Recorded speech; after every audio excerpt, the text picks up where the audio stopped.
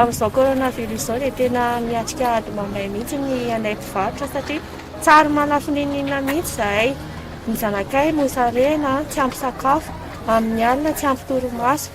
Ny zaza nefa ny tsy maintsy omena sakafo na manana na tsy manana fa ray aman-dreny mba afaka miafiafy e.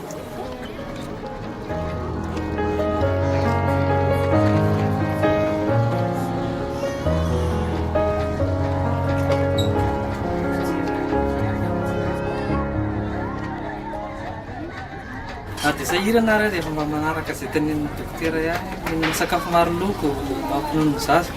Ny vaksiny koa tsy adino dia satria zava-dehibe fahasalaman'ny zaza. Na dia hoe mpivarotra anana ary izahay mpamboly dia mba manana tanjona koa ny zanakay mba tianay ho tafita.